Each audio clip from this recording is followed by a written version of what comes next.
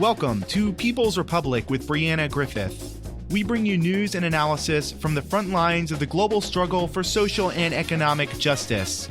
I'm your host, Brianna Griffith, and here's what's going down in your backyard and across the world.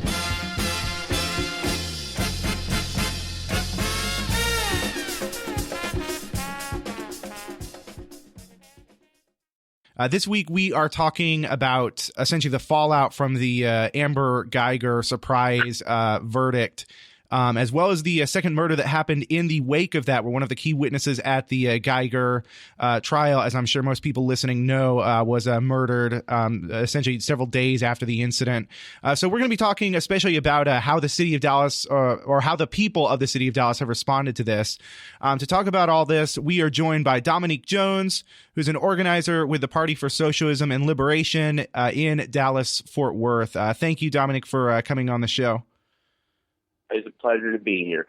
Yeah, glad to have you on. So let's just very quickly kind of review, just talk about what the Amber Guyger kind of case was, and kind of especially how people received the news, first of all, that she was indeed convicted, because so few cops who kill people are convicted. But then kind of the implications of that, the 10-year sentence, the rather, I believe, lenient 10-year sentence, and how that kind of affected the community in Dallas. Yeah, well, I mean, it's been I'm sorry to interrupt. It's been 1973 since a police officer has been in the city of Dallas. And the reaction was not just because of this case, this particular murder, but because it wasn't abnormal or such exceptional aberration. It was part of a long pattern of aggressive and violent behavior by the Dallas PD as well as the other local police departments. So it was kind of like in a series and just another setback, but at the same time exposed contradictions as well as issues locally that had already been present on all levels of the community. There wasn't really any area of the community, in terms of empowered regarding this case, as well as some related issues that people could look to relief, whether it be the mayor's office, the sheriff's office, the Texas Rangers, how both DAs approached this, as well as the judge, which, that was highlight a lot of issues that were insult to injury in addition to the murder, just really exposed that those aspects of our society locally in power were not in the interest of what the people wanted, both in the conviction, but also how the investigation was handled. And just some, old wounds as well were uncovered with this in terms of some other cases of police violence and how they were handled related to this. For instance, with Amber Guyger's off-and-on partner, Mark Rivera, had his own murder that he was uncountable for, wasn't charged, convicted, or anything like that. As well as with the Texas Ranger, who felt like Amber Guyger shouldn't have been charged or convicted, and was hesitant to charge her, and initially was in charge of the investigation. Had killed someone by speeding in their patrol vehicle. So it's just a whole web that kind of exposed some of the underlying dynamics the community had with DPD as well as law enforcement and their aggressive and violent relationship with the community. If it was such a shock to people that Amber Guyger, who again shot both of John in his own apartment, if it was such a shock that she got 10 years and that it was such an unexpected verdict, it really just to me speaks volumes about how little accountability people really expect from this justice system. Another case I'd like to mention real quick is the one that the Rodney Reed case, where essentially Rodney Reed is pretty much by all accounts sitting in jail and going to be executed executed on November 20th for a murder he didn't commit, but because the person who most likely committed the murder was essentially a corrupt cop. The entire Texas justice system, the Texas Court of Criminal Appeals, has refused to even hear the case. And I just want to briefly mention, if you're interested in the Rodney Reed case, you can go to Reed Justice Initiative at facebook.com/Reed Justice Initiative, trying to constantly remind people about that because it is important. But back to the Geiger part of that, I think from what I've seen and from organizers I've talked to on the ground, it seems like a lot of the pressure that was put to convict Amber Geiger came from the amount of kind of community pressure. The fact that the fact that, again, as you're talking about, there's kind of so much injustice. There's a very deep-seated community distrust of Dallas police for very good reasons. And so there were a lot of organizations, a lot of anti-police brutality and pro-police accountability organizations really putting pressure to convict Geiger and to make sure that some sort of justice was served. What did it look like on the ground, both kind of throughout the trial after the murder, and then kind of afterwards? Because I know there were some protests afterwards as well. Yeah, you make some great points, Brianna, in terms of this type of police violence not being unique. So the reason why it kind of blew up is because for a number of reasons. A lot of pressure locally from activists, and it wasn't pressure in terms of or protests where it was content with just reforms. Just get out the vote and stuff like that, and vote drives. Obviously, there were those liberal aspects at times, but there's a lot of anger up to, including, the confrontations with elected officials, as well as police, including arrests and stuff like that. And not that we're glorifying that, but also you may have heard of Dallas 9, who are unfortunately arrested for consistent aspects, the Party for Social Liberation, consistent presence as well in those efforts. And I think the other aspect that kind of made this case blow up is because this particular case really exposed the limitations of liberal representation politics, because a lot of the people in power, look like the victim, in terms of whether it be the judge who proposed that Castle doctrine, which was essentially stand your ground, was acceptable for the jury to consider, whether it be the chief of police, sheriff's department, Texas Rangers, who were still hesitant to charge Amber Geiger, that she had time to clear out her apartment, move somewhere else before they could check it for evidence, while at the same time they leaked that there's weed in both of John's apartments. The implication there might be a reason that he deserved to be executed. So I think people seeing that those limitations and their anger for that really was key in this case, as well as the local pressure, elevating it to the point that the local government, police were very aware of what the reaction. It had been consistent throughout for the trial, because it wasn't really an effort in terms of local government, local law enforcement to charge Amber Geiger, which is consistent with, there only being one conviction since 1973. But I think you also make a great point bringing up Rodney Reed, where I think one thing that kind of connects that among again, we're talking about police murder, likely murder in the Rodney Reed case. Yeah, you raised the point, especially of the Castle doctrine, which was thrown in very last minute. So, obviously the different Castle doctrines or the stand your ground laws that have gone into place have been kind of a linchpin for a lot of the different racist killings. Obviously, that was the defense that George Zimmerman used successfully when he shot Trayvon Martin in Florida. With this one, it's particularly absurd, and it goes to show like the absolute hypocrisy of these sort of things, and basically like what these sort of laws ultimately function to do in society, which is essentially there's a double standard for kind of white people, especially people connected with law enforcement, and how it is they basically what's considered their castle, what's considered their ground. I mean, the idea that Botham Jean's apartment was Amber Geiger's castle is absolutely absurd. If this entire thing had been flipped, if Botham Jean had accidentally walked into Amber Geiger's apartment and shot her dead, so much of this would have played out so differently. First of all, the castle doctrine, no question whether that would have been allowed or not. That would be absurd.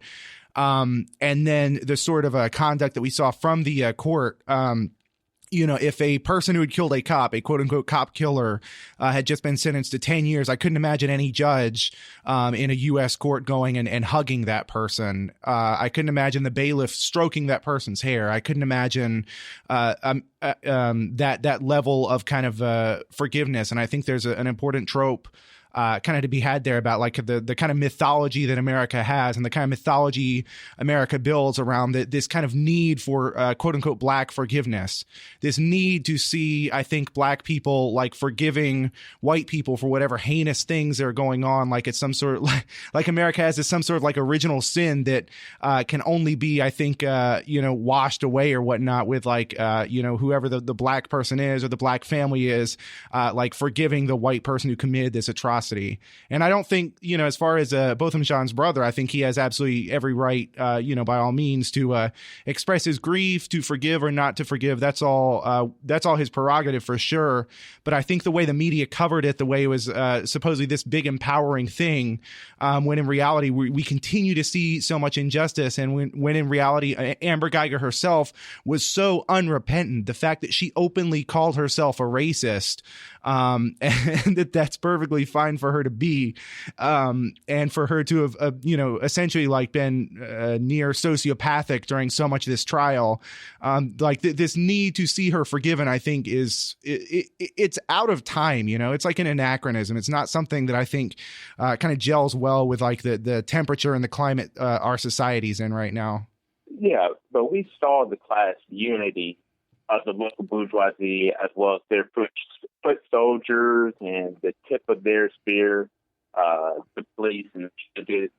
And I know there was some anger at the family and their willingness to forgive, but I kind of look at, like, say, with Eric Gardner and how his family responded with anger, or we look at how Colin Kaepernick responded to the pledge and stuff like that, or how many of these sanctioned killers and executioners, murderers, police, how, they're supported by the, GoFundMes and things like that, and just the bourgeoisie ideology that supports them. So I know there's some anger at the family for how forgiving, but, personally as a black man, I look at just how much anger they would have been if they had openly expressed anger and openly and explicitly, angrily expressed how they're going to fight, all institutions, DPD, City of Dallas.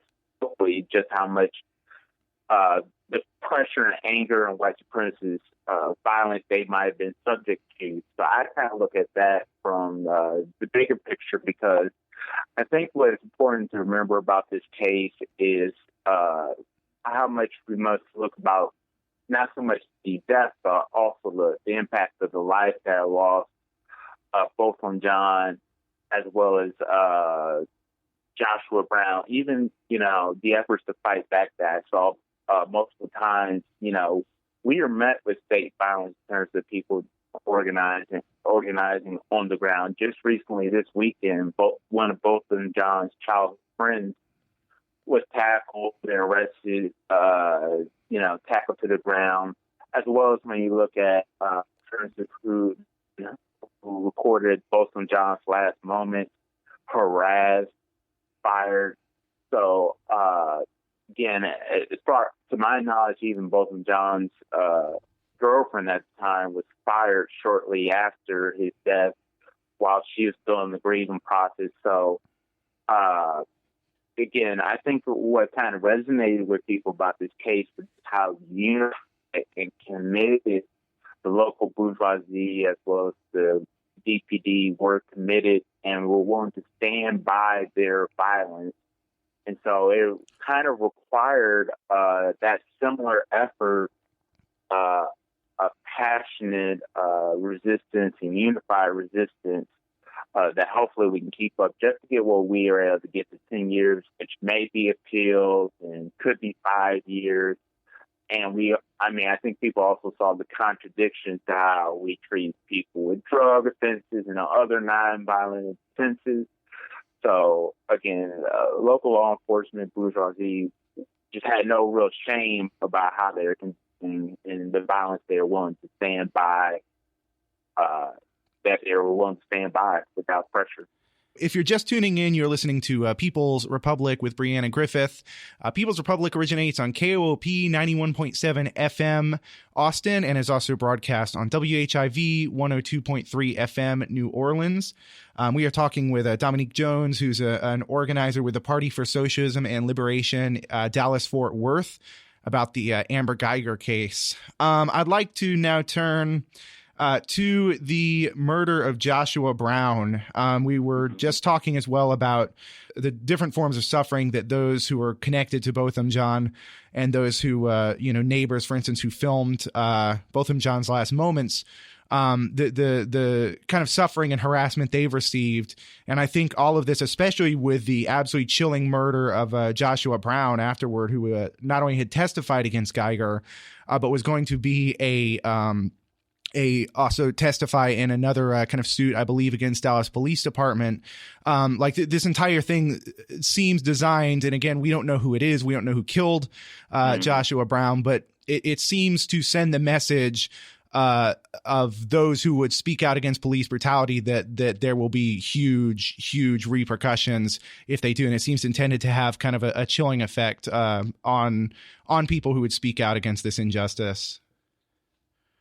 Yeah, I think what's also important highlight is that it's kind of this highlights this toxic web in terms of violence, of organized violence. As you said, this murder, we're not coming to conclusions of who did it. It's certainly convenient, and if it was police institution, it wouldn't be on president in Dallas or otherwise. But I think it's important to look at the impact beyond not just the murder victim, which is awful. Keep in mind with Joshua Brown, what's so infuriating, depressing, whatever, is just looking back at what turned out to be. We didn't know this at the time, but he was still in grief and still experienced trauma from both from John's murder. He had to play that out publicly, But, I think what's also in play in terms of the impact these murders have is, his son, doesn't have a father. And obviously you can have healthy family units without a father. But this wasn't by choice. And too often we see this, where people's families, the mother, father removed by violence, possibly in this case, police violence. And then, they're without, a partner or a parental figure, not by choice or in the best interest of that child. But as you mentioned, this also has a potentially chilling effect since he was shot in the mouth, which makes it very convenient or odd. I'm not so much big for coincidence, especially since Joshua was the chief witness in the Amber Geiger trial that she was convicted for, the criminal trial, but he was also very likely going to be a chief witness of a civil suit,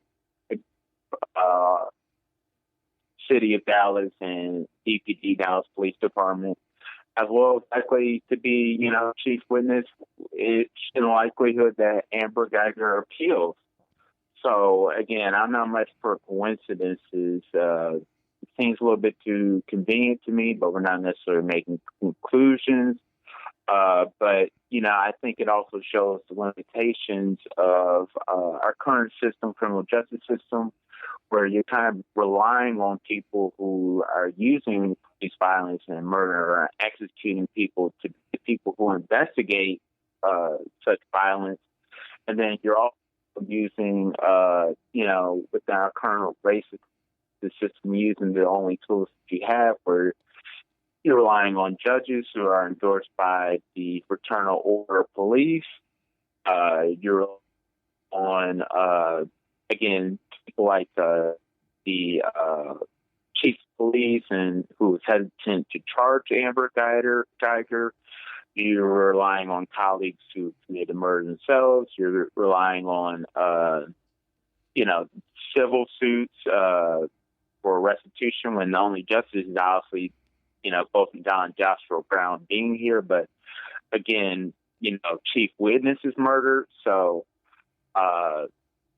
again, it really highlights the limitations on violence system, and pretty much everyone, very many people who tried to stand up, we're literally talking about people trying to stand up being arrested or dead, and it's kind of, it highlights that this is a bigger problem, deeper problem than just having representatives or judges or police that are people of color. That's not going to address the violence that's very prevalent locally by law enforcement to reinforce the status quo and a violent one. Talk about kind of what the next steps are, especially for like Dallas organizers, for those who looked at this and said that this is not what justice really needs to look like, that we need to move farther than this, which I imagine is most of kind of the community of organizers within Dallas who have been putting together these coalitions. What are kind of the next steps to make sure that this doesn't just kind of fizzle out, that there's kind of real justice, not just for Botham Jean, but for the many communities of oppressed nations that continue to suffer this kind of a brutal police violence? So yeah, I guess just generally what comes next, and what does a real kind of solution to this look like? If we were to actually kind of abolish the police and set up a better kind of system, what would that kind of look like as well? Yeah, I think the thing that came across where this was so vile and reprehensible, but at the same time so common, not exceptional or aberration, that a lot of organizations who are both different struggles were able to see the connection and organically kind of unified and made coalitions and came together. But I think the very important thing is to not just leave this at a momentary, temporary rise in anger, but make the connections locally so that people see throughout the local governments and their very aspects, so that it's deeper, and making the connection to Joshua Brown, making the connection to Botham Jean, and all the people who were literally arrested or murdered behind this, and also the loss of life, the impact of their loss, and also connecting it to Rodney Reed, and making it clear that in some ways this didn't just necessarily start with Botham Jean. This isn't the first instance, but this case kind of uncovered that. So I know there's been a very persistent effort going forward to really go beyond electoral politics, because I think this case truly demonstrated how the failure of that and the representational politics going beyond voting. So I know there's going to be some consistent efforts, especially Rodney Reed execution for crime very likely did not commit on November 20th. And so making that connection and have consistent effort and presence and unification and coalitions between people involved in various struggles that were kind of exposed as being tied together locally. So I know there's going to be consistent effort going on, especially with Joshua Brown's murder just happening, Rodney Reed's execution still scheduled for the 20th of November. So I know there's going to be consistent fight.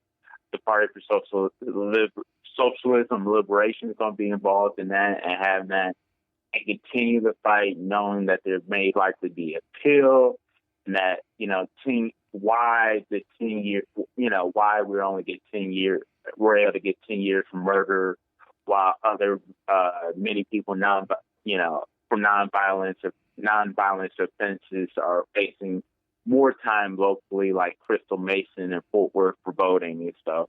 It's going to be an ongoing fight, struggle that I promise you is going to continue. Definitely check out the Party for Socialism and Liberation, DFW's Facebook page, because I think what was key in this case, the victors we were able to get, and they were not what we wanted. The fight's ongoing, and unfortunately, we took some unfortunate losses, in terms of, the death of Joshua Brown, people arrested.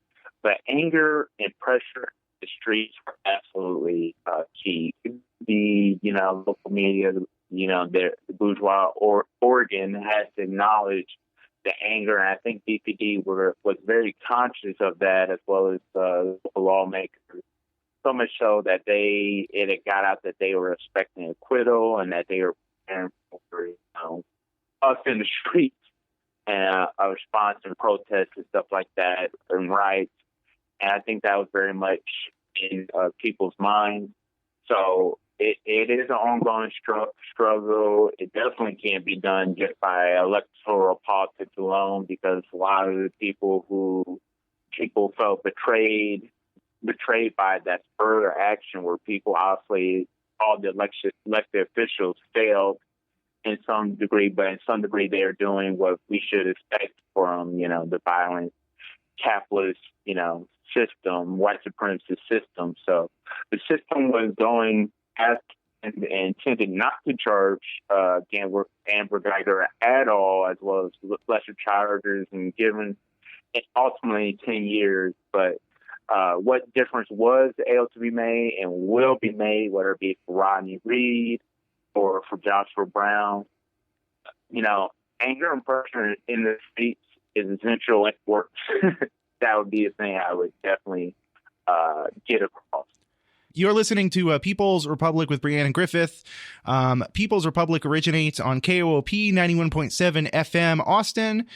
We are also broadcast on WHIV 102.3 FM New Orleans, and we are available as a podcast on Spotify, Spreaker, Stitcher, iTunes, iHeartRadio, or wherever podcasts are podded. Stay tuned.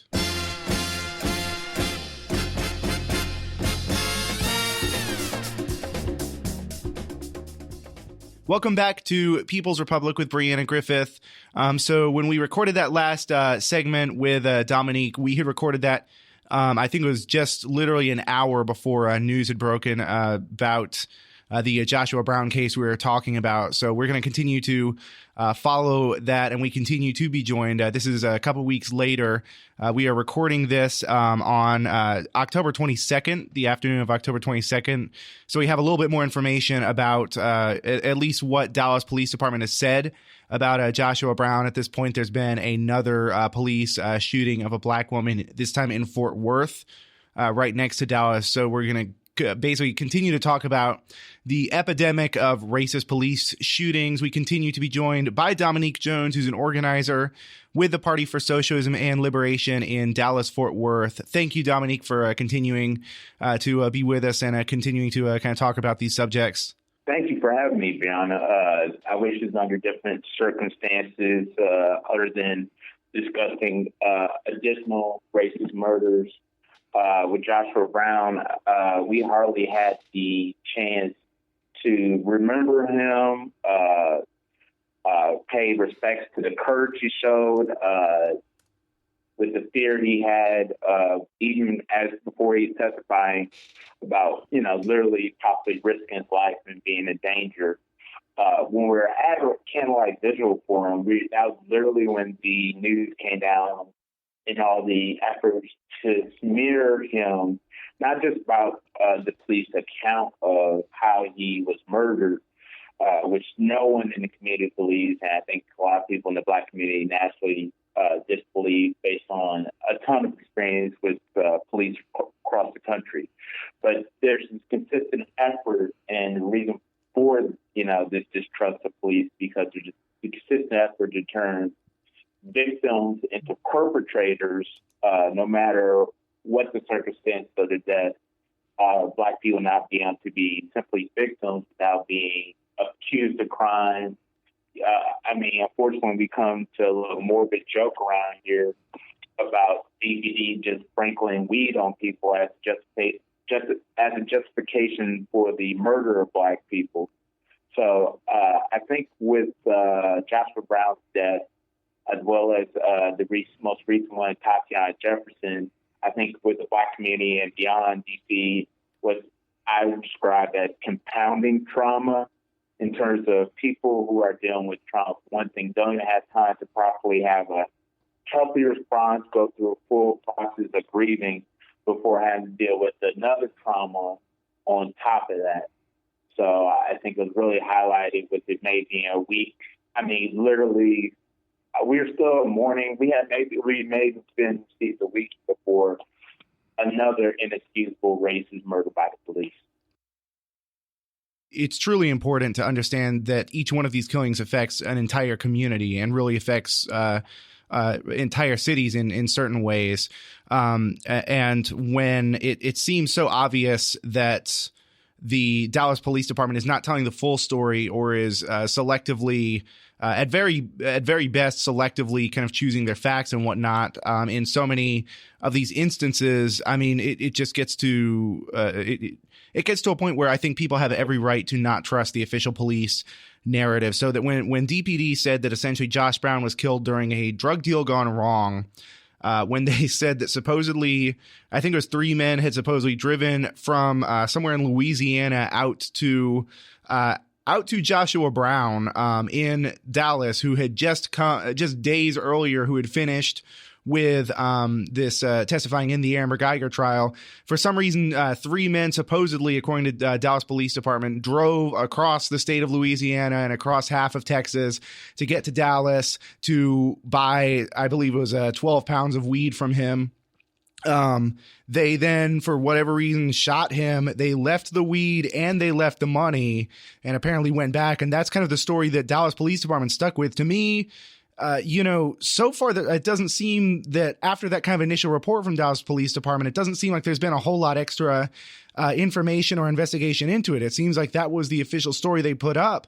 It was rightly, I think, criticized on a lot of social media for being just absurd and implausible. Again, we don't really know at this point, but it's certainly an implausible story that somebody, that 3 men in particular would drive out of state to someone who had just testified in in a nationally followed trial to buy weed from this guy. Especially the other half of that, I think, is it's incredibly implausible that if this guy either had no history of drug dealing, which I don't think he is, I don't think anyone's arguing that he was a Scarface or anything. If this guy had no history of drug dealing, for him to all of a sudden be selling 8 pounds of weed is also implausible, or for him to have had this, for him to have been this kind of like the Scarface of weed figure that the Dallas police are trying to make him out to be, for him to be selling that much, and for Amber Geiger, who is a cop in that apartment complex, to know nothing about it, and for that to have not come up at trial at any point. It raises, I think, a lot of questions about this story and about whether it really kind of holds water. Again, we just don't know a whole lot at this point, but just a lot of it, I think, sounds very fishy to me and seems very fishy to me. Is that kind of the response you've seen from people as well?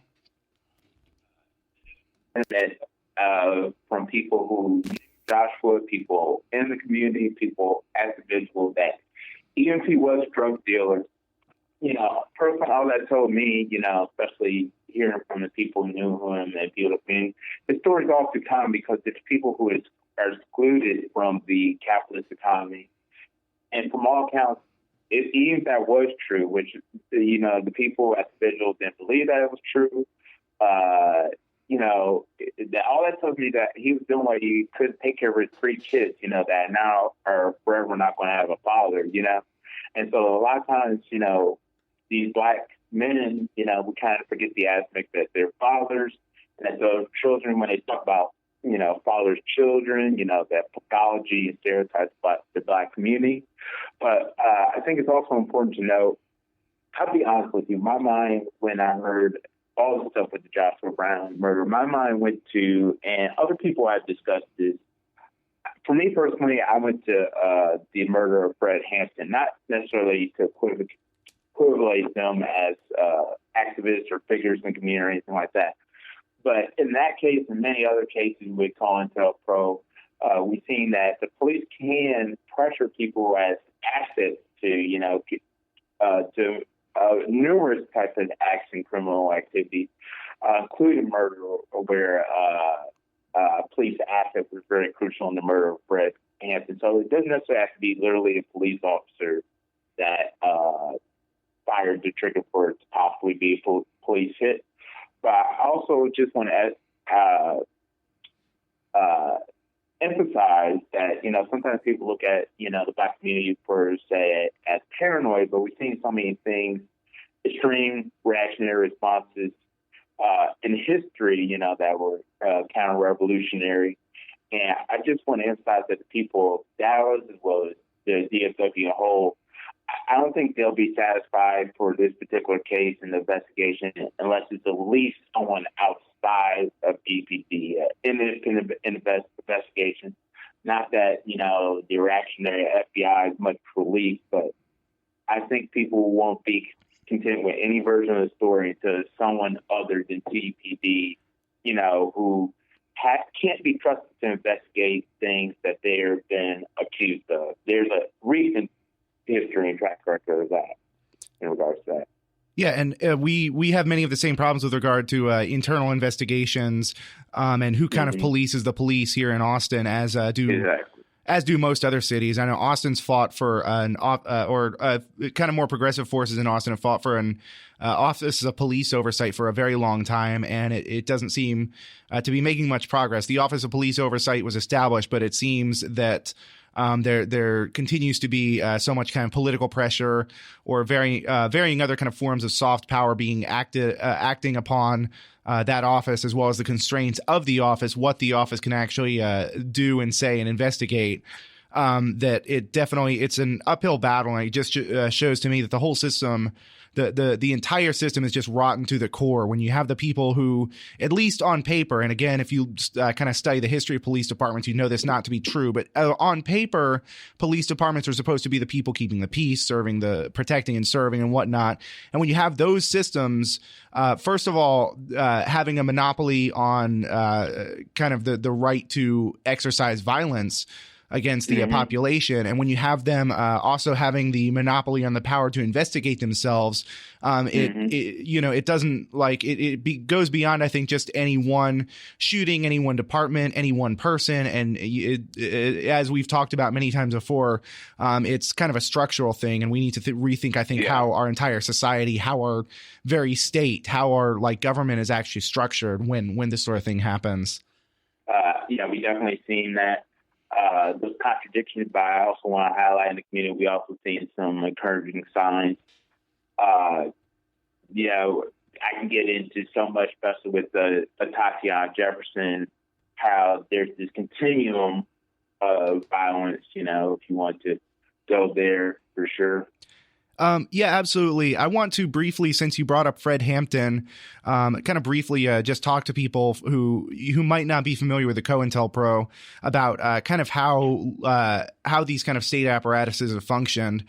So when we're talking about COINTELPRO, this is the FBI's counterintelligence program, which is a highly violent assault on the left, on various kind of socialist and communist forces and other kind of whether it's sort of Black liberation forces, Puerto Rican or other indigenous liberation forces. Kind of the list goes on. But the FBI, the COINTELPRO operated in a few different ways. First of all, involving kind of the assassination of various social leaders and whatnot. Martin Luther King, for instance, has been, it seems that there's a lot of evidence to implicate, for sure, the FBI or FBI adjacent forces in that. There's the the other kind of things that COINTELPRO did was infiltrate right-wing groups and convince them essentially to engage in more violent attacks against the left, but then infiltrate left-wing groups and also get them to engage in violent attacks against the left, so as to bring in the kind of state repression. When you can show the kind of like intergroup violence, that provides the state the justification to come down and bring down the hammer on the entirety of the left. So I think that's an important history for people to study, for sure, as well as the history of the Black Panthers, because the fact that the FBI felt the need to, murder Fred Hampton, to come in and assassinate him while he slept, I think shows a lot about what kind of a threat the Black Panthers were to the powers that be, and what kind of an alternative society they were attempting to offer there looked like.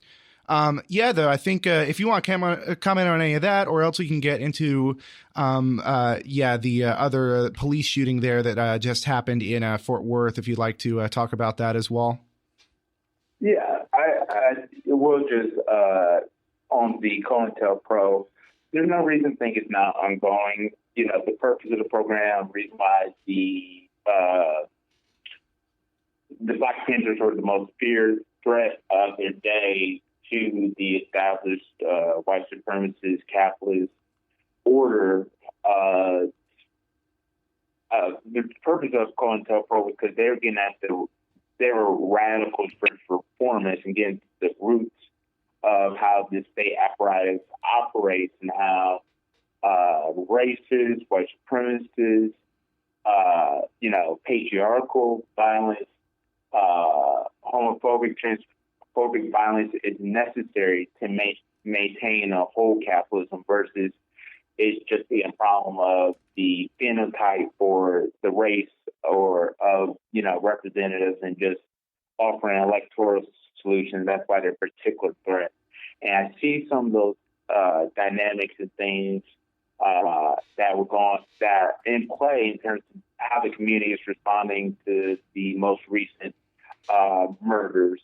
So I can definitely go into that, unless you want to add some more. No, yeah, I think, if you want to talk about that, for sure, that sounds good. Yeah, I mean, there's so many things that are in play in terms of things we've discussed many times previously. Some of the dynamics locally, kind of that mirror things that's seen elsewhere nationally. I actually lived just down the street from Tatiana, basically 5 minutes or so, maybe 7 at tops, down the street on Allen Avenue. So when we talk about things being local, this is really local for me. I mean, my thoughts, for sure, first go to, Tatiana, as well as her nephew, 8-year-old nephew, is going to be experiencing lifelong trauma from this, Tatiana giving all of 2 seconds to comply with, police orders, and how, again, as I mentioned before, how these racist shootings result in what I call a compound trauma, end up in compound trauma for the Black community as well as beyond. But there's three things that really stuck with me that I think is important for people to know nationally outside of DFW about the response and what's been a short time. It just really seems like just yesterday, just the other day. First, I want to say at there was a remembrance for Breonna, maybe less than a week for one for Joshua Brown. Ended up being like a protest. Again, down the street from me, I was there, went down the street on the other side of the overpass. The overpass was shut down. Allen Avenue was shut down, where basically at the intersection where I live, where Tatiana was killed. Overpass of 35. There was a service road shut down. Armed police that would come to really corral us. The first thing I wanted to point out that there are people in the Black community who were armed. And it's important for people to understand that prior to any other misunderstandings, misconceptions, they weren't armed for like were operating in a reckless manner or untactical or looking to confront police. Eventually, police obviously would break up any resistance by the people with their arms. It just showed that people in a disciplined manner with communication, just really to kind of organize things, directing traffic, stuff like that. There are also people that had megaphones, but there showed that there are Black people who were willing to risk consequences, willing to make defense, and emphasize the right of their defense. I think it's important when we talk about things like Black Lives Matter beyond it being a slogan, what are the implications, what's the actual meaning of that? And if Black Lives Matter, it also must include Black people having the right to bear arms, be able to defend themselves, to defend their homes. One of those are crucial things that are denied to them in terms of them not being true citizens or being viewed as human, their life not being something where they're allowed to defend it. Before I was able to get to this remembrance, Black Hope were visual, they had even, confronted the mayor for answers, and the mayor had to, leave with their supposedly $800,000 a year security, which is another issue people have had with, their elected officials, the mayor and stuff like that much resources. But they confronted the mayor, pressured her for answers. They had a demand for answers from a mayor who's had a contentious relationship with those people that she served since she's been in office. The other thing I want to mention is just 2 points about the city council that was this visual remembrance for Sunday. The city council meeting was Tuesday, as it always is. People may have read or saw about that, how angry people were and how many people there were.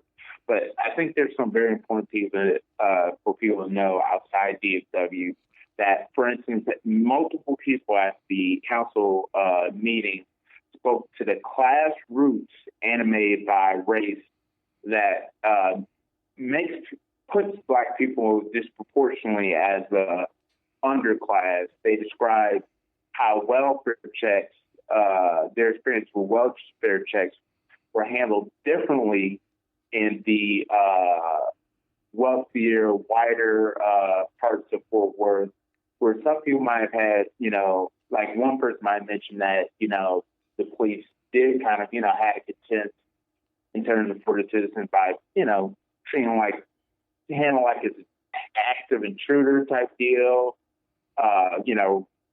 rustling in the bushes and stuff like that, but they still put more effort than they gave at Tatiana to announce themselves, who they were. And other people tried actually getting knocks on the door and stuff like that. Just that courtesy, going the extra effort to identify themselves. But they also mentioned something that I wasn't aware of, living in this, down the street from Tatiana, that the zip code that we live in, 76104, is the zip code that has the lowest life expectancy in the state. I actually read up after the council meeting that statewide is 78, and this zip code is 67, I believe.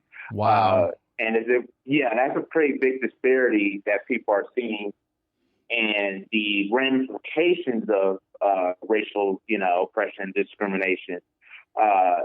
And that again, this zip code is primarily Black, and so there's these material difference in literally how long people are living.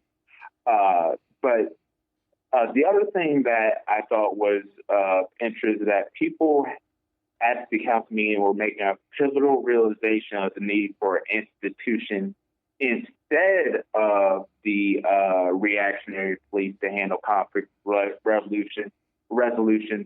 Instead of going through the police and how they can improve things like training, because the city has people in the city had already uh, organized for recommendations, like in policy changes for use of force in the city of Fort Worth. But I think that was interesting that people were making calls for institution instead of the police to handle conflict resolution in form of making a steadfast demand for non-police response teams to welfare checks and mental health calls. So I think those are all the things I want to touch on, but I think there was some encouraging signs on how to fight against not just police brutality, but beyond white supremacy. White supremacy can advance. You know, people are taking the steps, making the connections, diagnosing, identifying, you know, the roots, the systemic roots of the problem. You mentioned that there were some protests that had kind of, I think you had said, shut down some major infrastructure. Is that correct? Like had shut down like some major highways?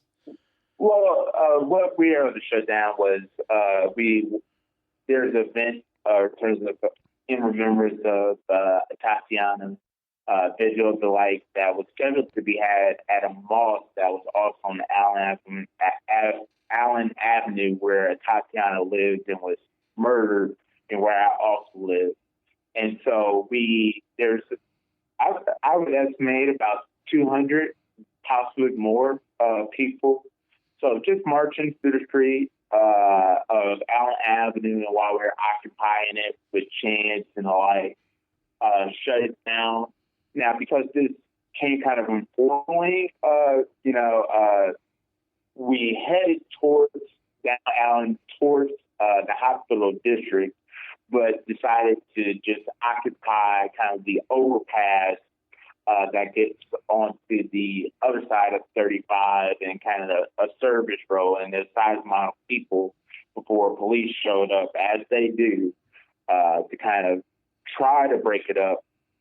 I mean, they weren't actually breaking up like other actions I've been a part of, but they were there, finger on the trigger, the like, you know, but we held our ground and we decided we wanted to go back towards the mosque, and we decided that, hey, these are our streets, so we occupied those, you know, so we went back towards Allen and we're in the streets, and there's just a lot of community bonding, and, you know, that type of work is how you build alternatives to institutions like the police, you know?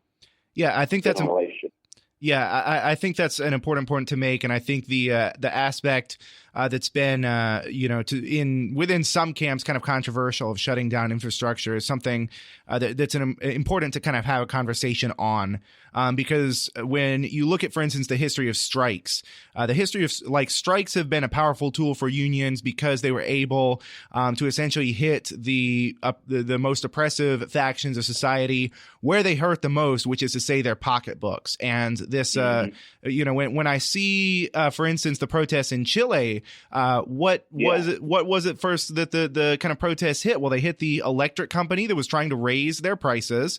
They torched that, and then they started kind of going to like areas of the public infrastructure or whatnot. So as these kind of things unfold, again, there's a different kind of class character to different protests throughout the world, either kind of a proletarian or a kind of bourgeois class character to something, for instance, like in Hong Kong. But nonetheless, talking about like protests and talking about what is an effective tactic, well, ultimately, a capitalist society its exploitation depends entirely upon the ability of business to run as usual. As long as business, they don't give a damn what it is you do, as long as or what it is you think, as long as business is running as usual, as long as you're still showing up to your job, providing them with the surplus value of your labor, so on and so forth, that system continues in place. And when you start shutting that down, that's when they start to get very worried. And that's where you start to see, that's where I've seen, for instance, when some bridge gets shut down or whatnot, especially during a time like a music festival like here South by Southwest or ACL, whenever there's something that like, this bridge is getting shut down and this commerce is no longer flowing, that's where you see the heaviest police presence, because that's where you're, I think, hitting them where, not the police per se, but you're hitting kind of the oppressor class where it hurts the most, which is its ability to exploit people and to derive money and profits from people's labor and from kind of the daily exchange of goods and whatnot. I'm wondering if you've kind of seen that play out there as well. We have a couple minutes. Yeah. I really want to point out that it's not only a necessary step, it's a necessary step that works. I would encourage people to look into the timeline to how the city of Fort Worth, who again, the city mayor as well as the city council in the past has shown nothing but contempt when it comes to police brutality in Fort Worth, as well as other matters. You look at the timeline of how things were handled with Jacqueline Craig or Jaquavion Slade, or how things were handled in Dallas with Boca John. All those cases, lack of transparency. Every institution, the police, city council, mayor, city manager, dragging their feet to serve the people to the capacity that they were put in office for, belligerently refusal to meet the demands. And then you look at the time frame of how things were handled with Tatiana Jefferson, the expediency with which the officer they attempted to fire, which they're still too slow with that, should have been fired immediately because they even admitted that they're immediately aware this and someday they'll know that he violated all the plenty of protocol on use of force. You look at the time frame, how quickly he was arrested, or they caught winds of how many people were going to be at the city council meeting. You look at how many people were there, the character, mood, attitude of that, as well as on Sunday. The police. The mayor, Benji Price, was confronted, had to break off an interview. I mentioned that people were armed, but not in a belligerent manner, not reckless, untactical.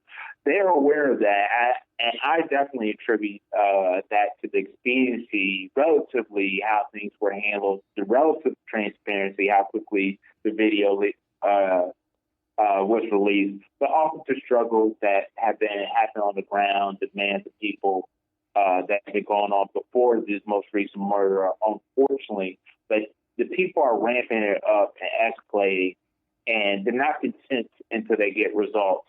And so in that regard, it's encouraging that obviously we're not disregarding means within the system to affect change, but that cannot be it.